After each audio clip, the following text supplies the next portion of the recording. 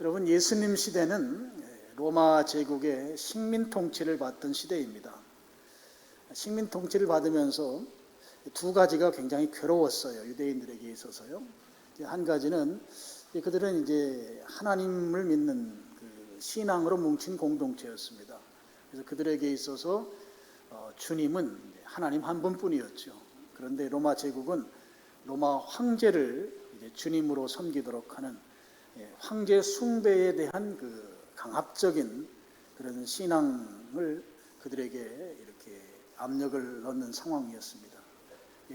황제를 숭배하지 않으면 교도소에 넣거나 아니면 심지어는 사자에 물려서 죽게 하거나 하는 순교를 당할 수밖에 없는 그런 상황이었죠.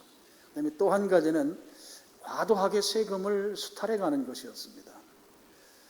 신앙적으로는 하나님만 섬겨야 되는 그들에게 있어서 로마 황제를 숭배하게 하니까 제대로 신앙생활을 할 수 없고, 또 경제적으로는 세금을 너무 많이 받아가니까 먹고 사는 것이 힘든 상황, 바로 예수님 시대의 유대인들의 상황이었습니다.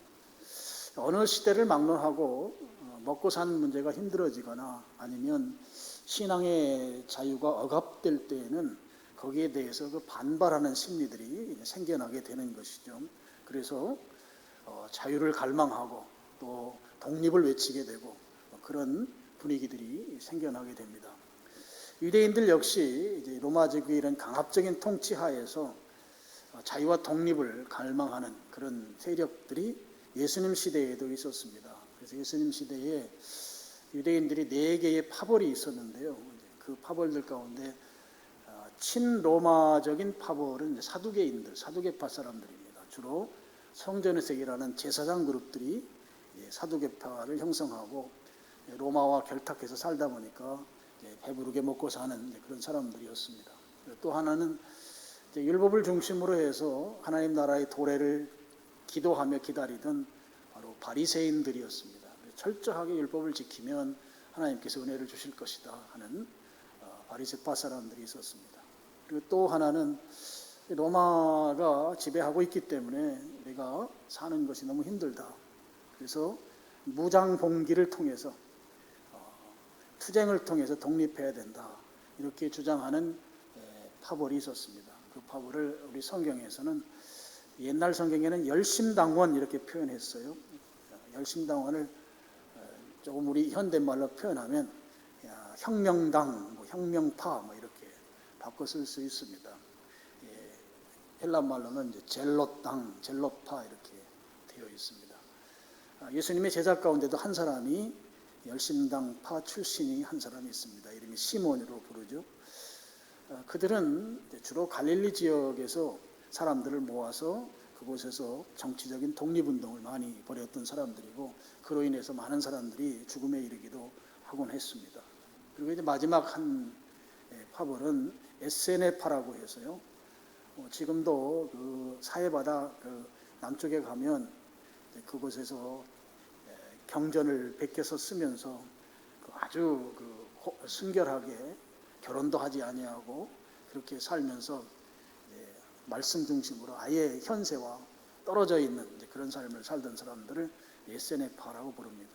그들에 의해서 성경이 베껴 써서 오늘날 우리가 사용하는 성경이 오류가 없다고 하는 걸 입증해 준 그런 중요한 고고학적 자료들을 만들어낸 분들이 바로 에세네파 사람들이고, 여러분이 성지 순례 가면 쿰난 동굴이라고 하는 그 지역에 이들이 모여서 살았었습니다. 바로 이렇게 4개의 파벌들이 있었습니다. 그 중에서도 실제적으로 민중 봉기를 통해서 독립해야 되고 로마 제국을 몰아내야 되겠다고 하는 일종의 게릴라전을 폈던 사람들, 열심당원들이 그들 가운데 있었죠.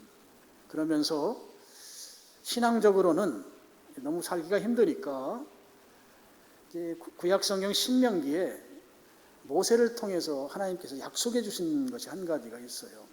그 약속이 무슨 약속인가 하면 모세와 같은 선지자를 내가 보내주겠다, 이런 말씀입니다. 이 말씀이 신명기 18장 18절에 나오는데요.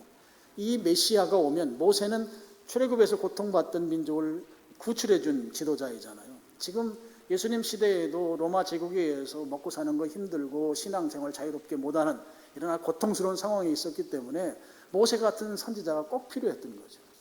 그래서 그 신명기에 나오는 그 선지자가 예수님 시대에 꼭 오기를 그들이 갈망하고, 물론 예수님 시대 이전부터 그런 갈망이 계속되어 왔었습니다. 그런 차원에서 그들은 신명기 18장 18절을 가슴에 품고 지금 살기 어렵습니다. 메시아를 보내주세요. 약속하신 그 메시아를 좀 보내주시면 좋겠습니다. 그래서 그 구절, 우리 18장 18절 말씀, 신명기 말씀입니다. 우리 같이 읽어보겠습니다. 여호와께서 내게 이르시되 내가 그들의 형제 중에서 너와 같은 선지자 하나를 그들을 위하여 일으키고 내 말을 그 입에 두리니 내가 그에게 명령하는 것을 그가 무리에게 다 말하리라. 민족적 지도자를 한 명 세우는데 모세 같은 지도자를 세우겠다고 한 것이죠. 이 바로 메시아를 말합니다. 하나님께서 보내주신 모세와 같은 메시아를 그들이 강렬하게 희망하면서 기다리고 있었습니다. 삶이 어려우면 어려울수록 그런 지도자를 원하는 거죠. 그러던 차에 예수님께서 그들에게 오신 거죠.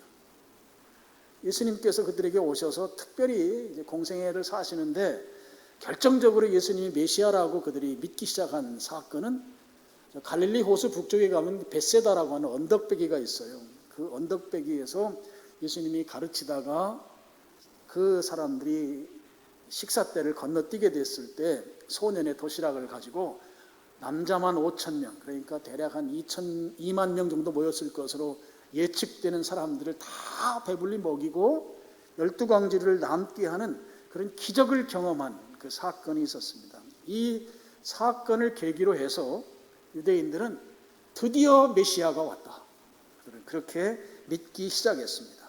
여러분, 오병이어 사건 이후에 유대인들의 그 반응을 보면 우리가 알 수 있습니다. 요한복음 6장 14절입니다. 우리 같이 읽겠습니다. 그 사람들이 예수께서 행하신 이 표적을 보고 말하되 이는 참으로 세상에 오실 그 자가 중요해요. 그 선지자라 하더라. 그 선지자는 신명기 18장 15절과 18절에 예언된 그 선지자라는 거죠. 그들이 그렇게 고대하고 사모하던 선지자가 지금 예수님이 바로 그 선지자다 하는 거예요. 그래서 15절에 그들이 어떤 반응을 보이는가 하면 15절, 그러므로 예수께서 그들이 와서 자기를 억지로 붙들어 임금으로 삼으려는 줄 아시고 그랬습니다. 유대인들 입장에서 보면 지금 로마 제국 때문에 죽을 지경인 거예요. 사는 것이. 먹고 사는 거 힘들고 신앙생활 제대로 못하게 하고. 그런데 예수님이 왔는데 수많은 사람들이 예수님을 쫓아다니는 거예요. 환자도 막 나아요. 사람들이 예수님을 지지하는데 이루 말할 수 없는 큰 지지 세력들이 예수님을 추종하고 있는 걸 보게 됐어요. 그런데 벳세다 광야에서 소년의 그 도시락 하나, 오병이어라고 부르는 그 보리떡 5개와 물고기 2마리로 약 2만여 명이 다 배불리 먹는 놀라운 일이, 기적이죠. 이 기적을 그들이 직접 경험했습니다. 그러고 보니까 그동안 먹고 사는 것 때문에 굉장히 곤고한데, 이거 먹고 사는 문제를 이거 일거에 해결해 주시는 분이시다. 그러니까 당연히 신명기에 예언된 그 선지자가 지금 오늘 여기에 오셨다. 그들이 이구동성으로 다 동의하고 예수님을 왕으로 이제 모시려고, 초대하려고 그들이 이제 예수님 앞에 왔던 것이죠. 이러한 그 유대인 공동체의 그 분위기가 확산돼 가고 있었습니다.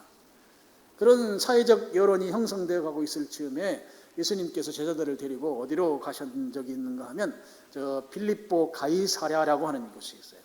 가이사랴가 바닷가에 있는 가이사랴가 있고 저 북쪽으로 올라가면 산골짜기에 있는 그 가이사랴가 있습니다. 그 산골짜기에 있는 가이사랴, 빌립보 가이사랴로 가셨습니다. 그곳은 이제 산 등성인데 그 이제 헐몬산에서부터 눈이 녹아서 강물을 흘러나오면서 그 산 밑으로, 그 화산지대이기 때문에 밑으로 해서 거기서 물이 솟아오르는 지역이 있어요. 그러니까 고대인들은 산밖에 없는데 물이 땅에서 솟아오르니까 아주 그 지형 자체가 신비하죠. 그래서 그곳에 많은 신전을 짓고 신에게 제사하는 지역이었습니다. 지금은 신전은 다 없어졌고 그 신전이 있었던 많은 그 유물들은 지금도 가면 많이 있습니다. 그곳에 예수님 가셔서 제자들에게 이제 한 가지 질문을 하죠. 제자들에게 하신 질문이 사람들이 나보고 누구라고 하냐 이렇게 질문합니다. 그때 이제 제자들이 대답합니다. 마태복음 16장 14절입니다. 우리 같이 읽겠습니다. 이르되 더러는 침례 요한, 더러는 엘리야, 어떤 이는 예레미야나 선지자 중에 하나라 하더이다 그랬습니다. 여러분 다 의미 있는 선지자들이에요. 침례 요한은 예수님 당시에 아주 강력한 회개 운동을 일으키던 지도자였습니다.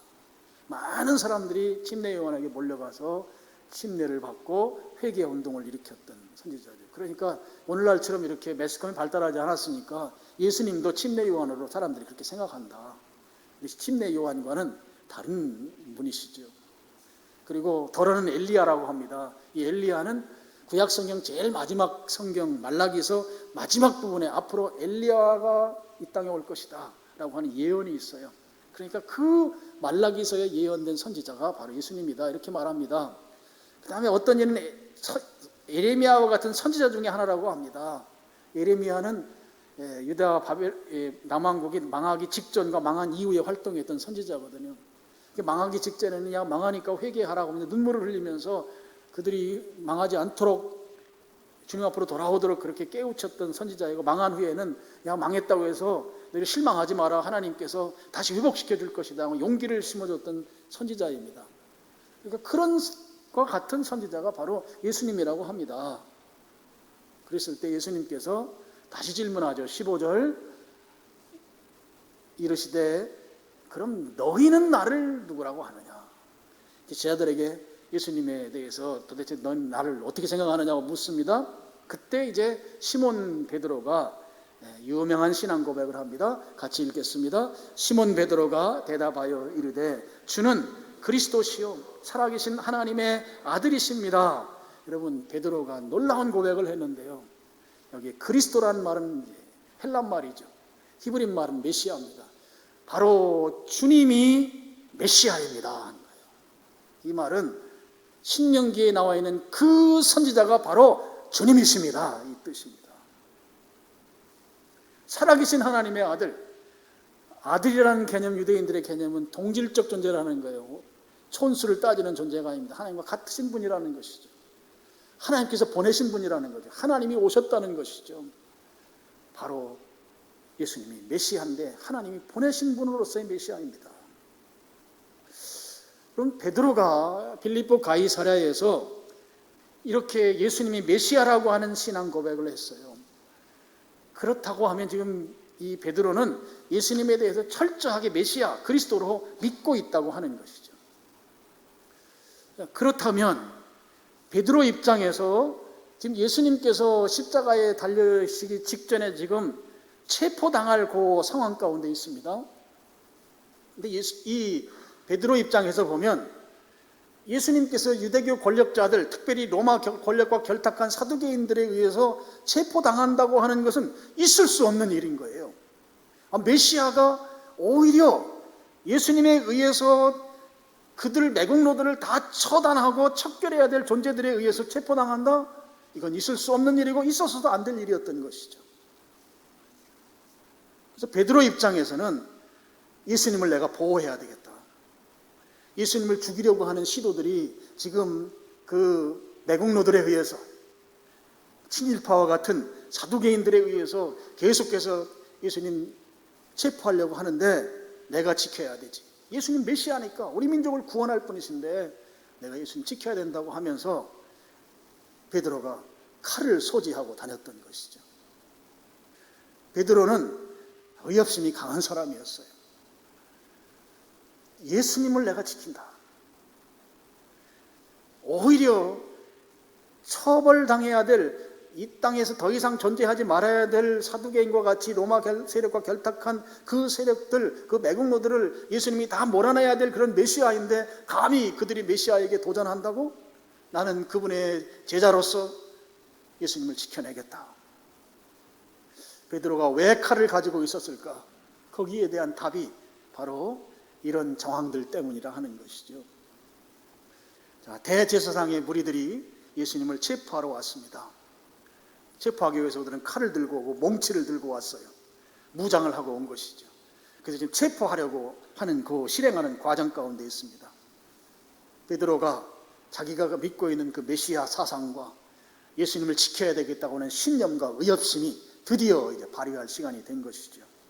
그래서 체포하는 그 와중에 베드로가 가지고 있던 칼을 휘두른 거예요. 그래서 체포한 그 사람들 중에 한 사람의 귀를 잘랐습니다. 그 사람의 이름이 10절에 보면 말고라고 이렇게 나옵니다. 여러분, 베드로가 그 말고의 귀를 자를 목적으로 그가 칼을 휘둘렀을까요? 아니면 실제로 그들을 죽이려고 칼을 휘둘렀는데 칼을 쓰는 그의 실력이 서툴러서 귀를 자르는 것일까요? 저는 후자라고 생각합니다. 물론 여기에 주님께서 일하시는 역사하심이 다 백그라운드에 작용하고 있지만 그는 예수님을 지키기 위해서 그 시간만큼은, 여러분, 베드로가 굉장히 성격이 급한 사람이거든요. 행동부터 해놓고 생각하는 그런 스타일의 사람이에요. 갑자기 그들이 예수님을 결박한단 말이죠. 그분이 메시아인데, 내가 그분을 메시아로 신앙 고백했는데 메시아를 내가 지켜야 되고 나는 지키기 위해서 칼을 가지고 있었는데, 그러니까 그 체포하는 그 과정 가운데 예수님을 지키기 위해서 칼을 휘둘렀던 것이다 하는 거예요. 칼을 휘두르다 보니까 귀를 잘랐습니다. 조금만 안쪽으로 휘둘렀으면 아마 생명이 위험했을 수도 있어요. 그렇게 베드로가 칼을 휘둘렀지만 예수님께서는, 예수님 지켜주려고 베드로가 그렇게 했잖아요. 그런데 예수님은 베드로를 지지하지 않습니다. 11절 상반절 보시죠. 예수께서 베드로더러 이르시되 칼을 칼집에 꽂으라 그랬어요. 칼 쓰면 안 돼. 다른 복음서에 보면 칼로 일어나면 칼로 망한다. 그러면서 칼을 다시 칼집에 꽂아야 할 이유를 설명해요. 11절 하반절입니다. 아버지께서 주신 잔을 내가 마시지 아니하겠느냐 하니라 했어요. 아버지께서 주신 잔을 내가 안 마시면 안 되지 않느냐, 이런 뜻이죠. 예수님께서 이렇게 말씀하신 것은 베드로는 아직도 예수님께서 십자가를 져야 한다고 하는 이 엄연한 사실을 제대로 깨우치지 못하고 있었다는 것을 알 수가 있습니다. 내가 그렇게 하는 것이, 내가 아버지의 뜻대로 행하는데, 아버지가 주신 잔을 마시는데, 이 사명의 길을 가는데 전혀 도움이 안 된다고 하는 말씀인 것이죠. 베드로는 예수님이 메시아인데 적어도 정치적인 메시아에 대한 생각이 굉장히 강했던 거예요.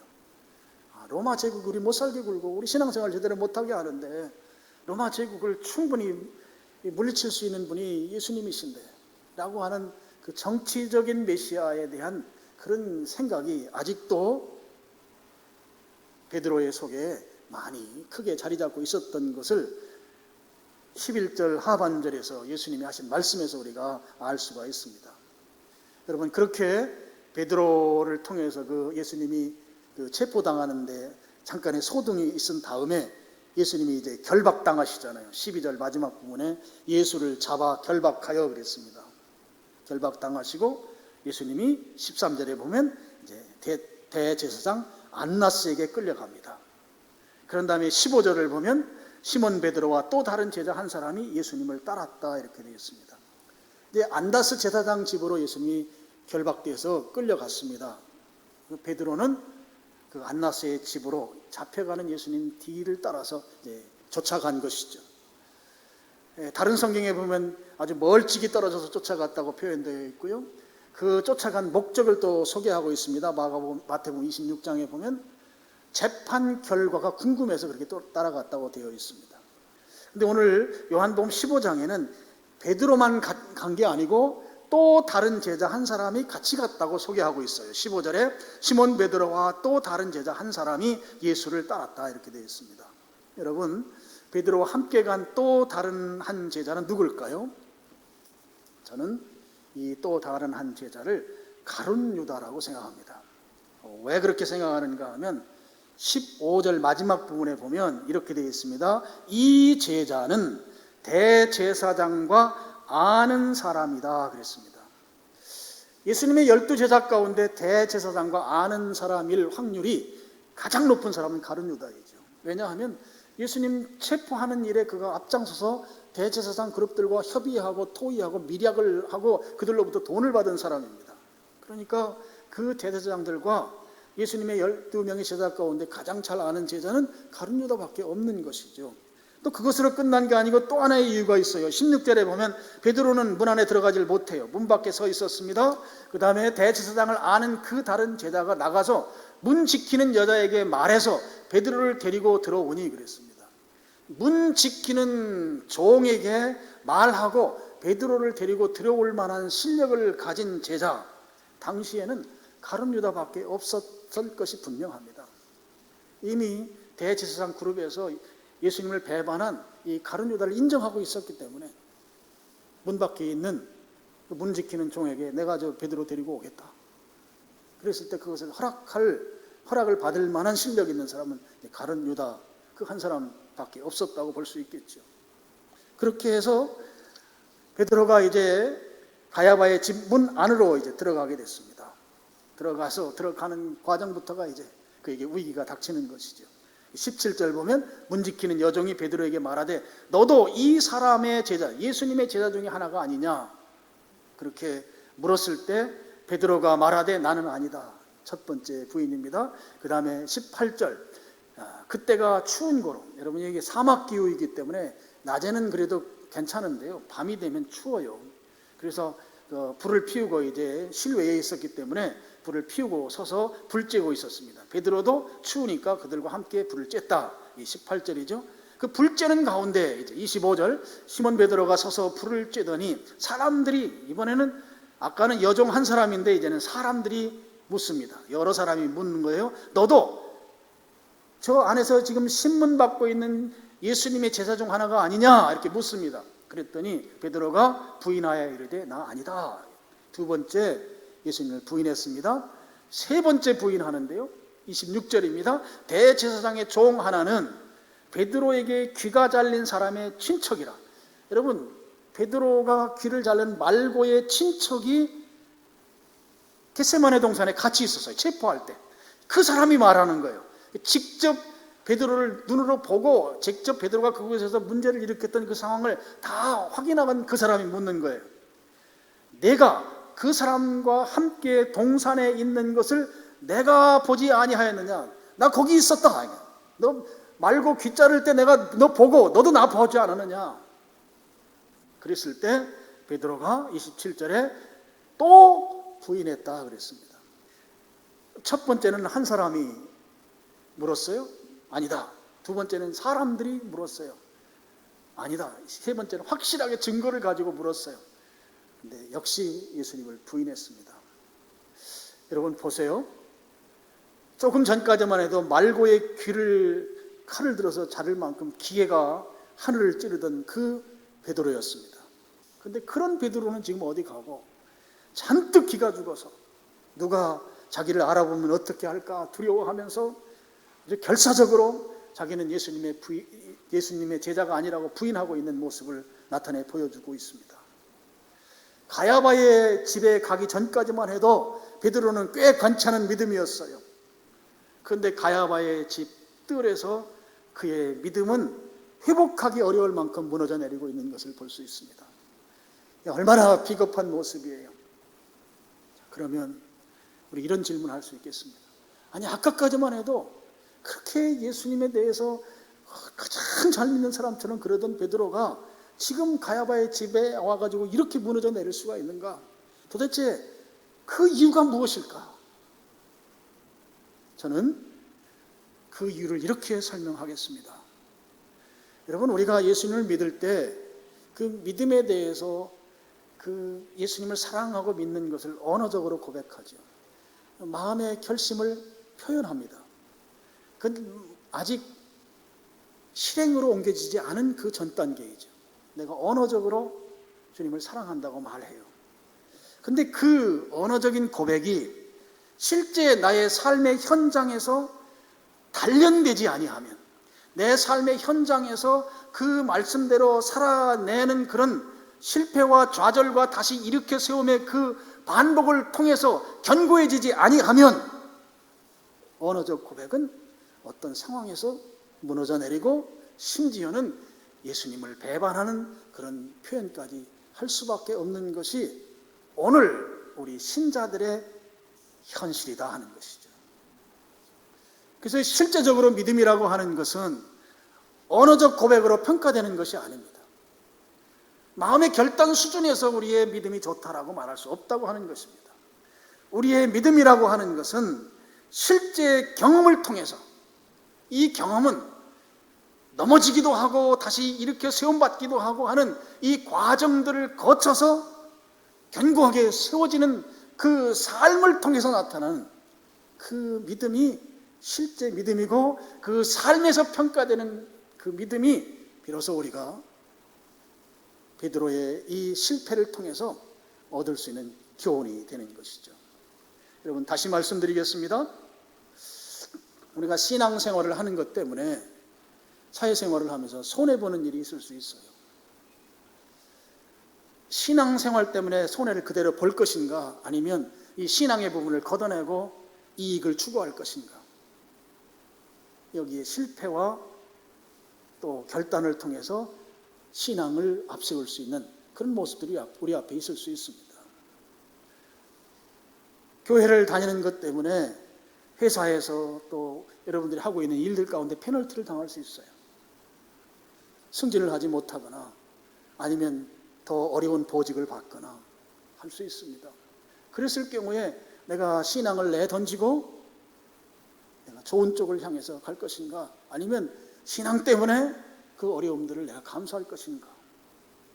이것도 실패와 다시 일으켜 세움을 반복할 수 있는 영역들이 있습니다. 이런 상황들 속에서 내가 어떻게 살 것인가. 넘어지기도 합니다. 또 다시 이렇게 세움을 받기도 합니다. 이런 과정을 통해서 경험으로 내 삶 속에서 실제 형성되어진 그 믿음이 진짜 믿음이다 하는 것이에요. 여러분, 우리가 살아가면서 기대하는 것들이 있잖아요. 내가 예수님을 믿음으로 말미암아 이러이러한 것들을 기대합니다. 그런데 그것이 내가 기대하는 기대치에 못 미치는 경우들이 왕왕 있습니다. 그럴 때 우리가 지금까지 고백해왔던 이 신앙 고백을 번복시키고 싶어하는 마음의 갈등이 굉장히 심해지는 거예요.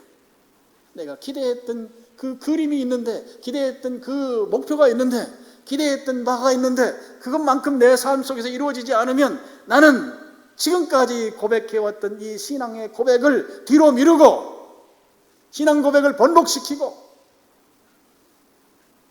적당히 세상과 타협하면서 살아가고 싶어하는 그런 우리 속 내면의 그 죄성이 가지고 있는 욕구가 있단 말이에요. 베드로 역시 그런 욕구 속에서 넘어졌다고 저는 보고 있습니다. 베드로는 정치적 메시아에 대한 간절함이 있었어요. 왜냐하면 지금 살기 힘드니까, 신앙생활을 제대로 못하니까. 그리고 성전에서 성전세를 받으면서 배를 떵떵거리면서 있는 그 로마 제국과 결탁한 그 매국노들, 그것들 그거 눈으로 두고 볼 수가 없는 것이죠. 그런데 예수님이 잡혀서 죽게 생긴 이 모습을 보면서 예수님을 부인하는 그의 신앙 고백이 번복되는 것이죠. 이 예수님을 번복한다고 하는 것은 예수님이 우리에 의해서 조롱당하는 모습이라고 볼 수 있습니다. 말한 것이 말한 것만큼 우리의 삶에서 받쳐주지 못하는 이 갭이 예수님으로 하여금 우리들에 대해서 실망하기에 족한 모습이라 하는 거예요. 그렇지만요, 여러분, 정말 중요한 사실이 있어요. 예수님께서는 베드로가 넘어졌잖아요. 베드로가 무너졌잖아요. 다시 회복하기 어려울 만큼 지금 넘어졌어요.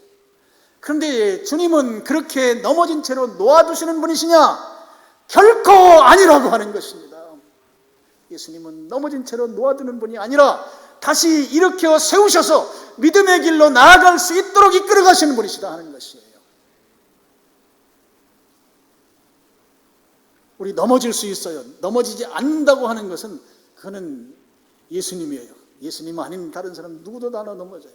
넘어지는데 그 넘어진 채로 주님이 놓아주시는 것이 아니라 다시 일으켜 세우신다고요.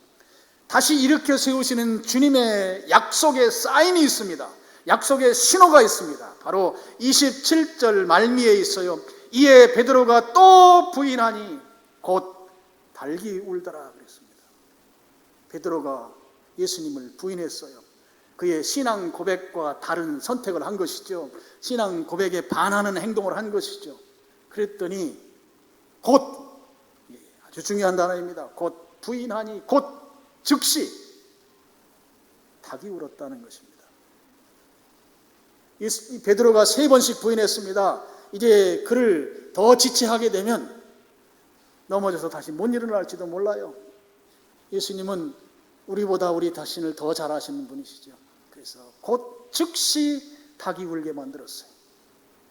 이 닭이 우는 것이 우리를 회복시키는 주님의 사인이에요. 주님의 신호인 것입니다.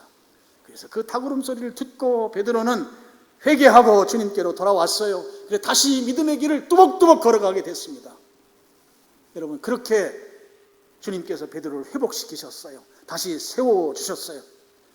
베드로가 다시 세워진 그 멋진 장면이 여러분 사도행전 4장에 나옵니다.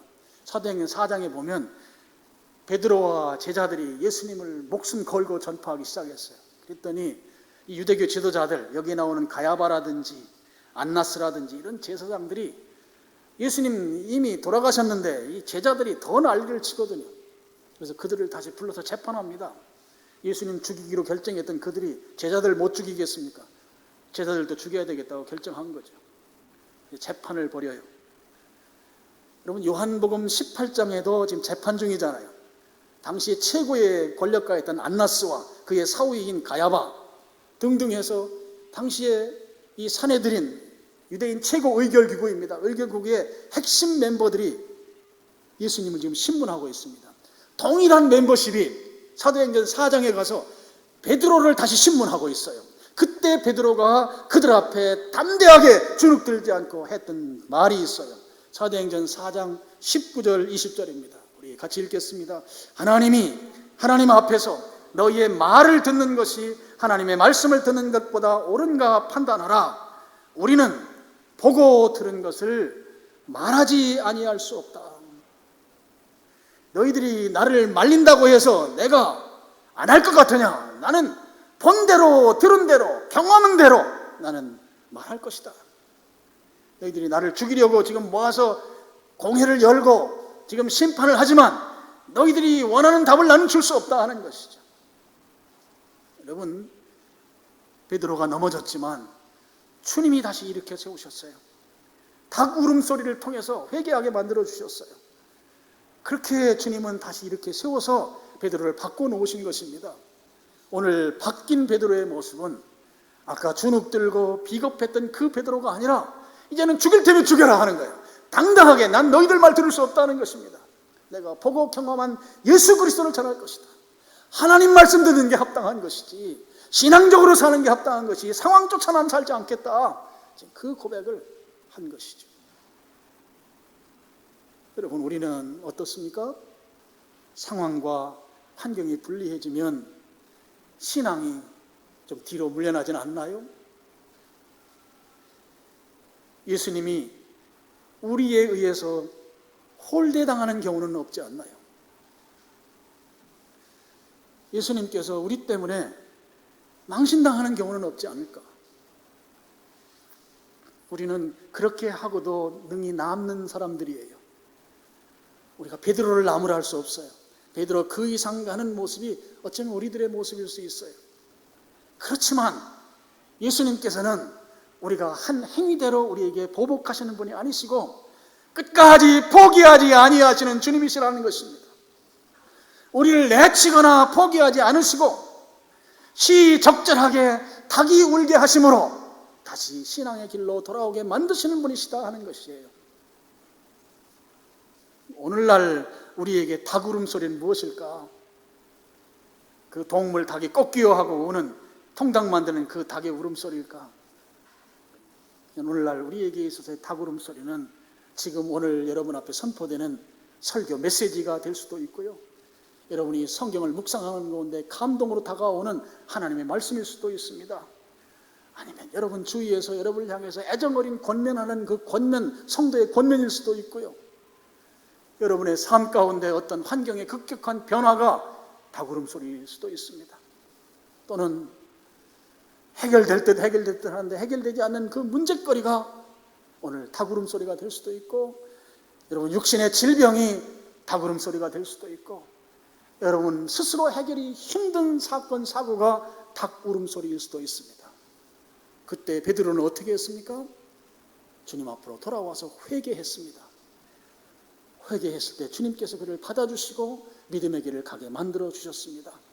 오늘 우리에게 중요한 것은 오늘날 나에게 들려지는 닭 울음소리를 잘 분별해서 듣는 것이에요.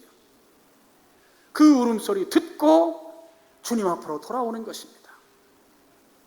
나에게 들려지는 닭 울음소리, 주님이 나를 기어코 다시 일으켜 세우시고자 그렇게 작정하시고, 아무리 주님을 배반하고 주님을 조롱하고 주님께 원수가 같은 행동을 했을지라도 주님은 여전히 닭 울음소리를 들려주셔서 나를 다시 일으켜 세우시고 믿음의 길을 가게 만드시는 그 울음소리를 잘 분별해 들으시고, 그 울음소리에 따라서 울음소리가 주는 메시지를 순종해서 뚜벅뚜벅 믿음의 길을 걸어가는 여러분들 되시기를 다시 한번 주님의 이름으로 간절히 축원합니다. 기도하겠습니다. 아버지 하나님, 오늘